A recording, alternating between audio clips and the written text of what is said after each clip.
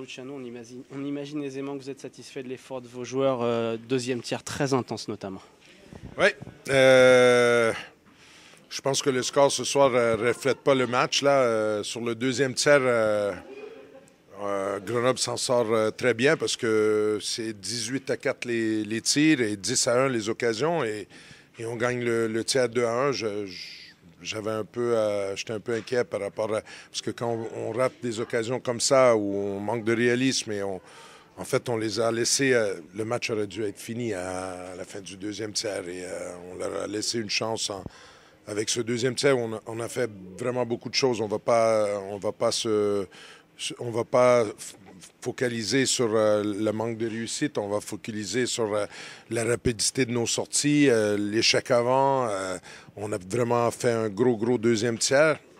Je pense que voilà, on n'a pas volé le match ce soir. Là. Je pense que dans l'ensemble, ça aurait été un hold-up si Grenoble gagnait ce soir.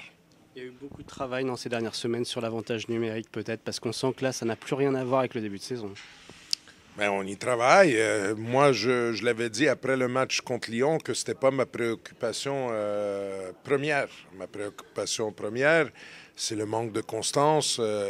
L'équipe de cette saison est capable du mieux et du moins bon. Et voilà, là, ce soir, on a eu une grosse réaction, mais on a eu des réactions toute l'année. Mais voilà, là, maintenant, c'est fini. On passe en quart, c'est très bien. Et maintenant, il y a une opportunité de montrer qu'on est capable de revenir avec la même émotion, la même urgence, ce qui est la difficulté majeure de notre équipe. Je suis certain que le power play va rentrer dans l'ordre avec le temps. Il faut déjà régler ce problème de constance et après, le reste, ça sera des détails. Après les 16e contre Nice, vous aviez dit que la Coupe de France n'était pas un objectif avant les quarts. On y est en quart, c'est un objectif maintenant. Il nous reste 2 matchs avant un possible week-end à Bercy. Donc, forcément, quand on sait qu'on est à 120 minutes d'une qualification en finale, là, oui, on a nos chances. On a nos chances. Surpris des sorties ce soir d'Épinal et d'Angers par des clubs de Division 1 ou finalement pas si surpris que ça? Je pense que c'est pas un hasard que ces deux équipes-là, Angers et Épinal, sont entraînées par des entraîneurs nord-américains qui ont peu d'expérience en Europe. Je sais par expérience parce que quand je suis arrivé à Briançon, ça m'a pris quelques années pour vraiment comprendre l'ampleur de l'importance, de l'attrait pour les Français de la Coupe de France. Il faut comprendre qu'en Amérique du Nord, il n'y a pas cette culture-là, il n'y a pas de coupe. Et je sais parce que quand je suis arrivé en France, j'avais eu ce même difficulté-là.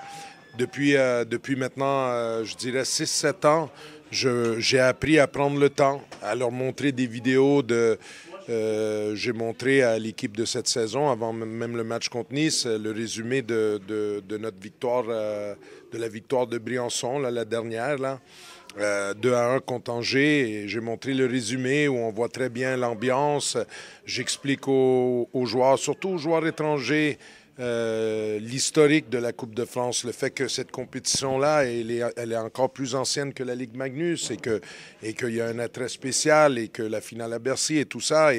Mais ça, je le fais maintenant parce que j'ai pris de l'expérience. Les deux entraîneurs Angers et Épinal, d'après moi, voilà, on arrive et pour un Nord-Américain, quand tu arrives en Coupe de France, tu te poses la question, mais c'est quoi un match amical? Oui, c'est un match peut-être pas amical, mais c'est pas l'important, c'est le championnat qui... et non, il faut être capable de vraiment focaliser sur ce match-là et le jouer comme si ça serait un 7e match d'une série de play-offs et c'est ce qu'on fait.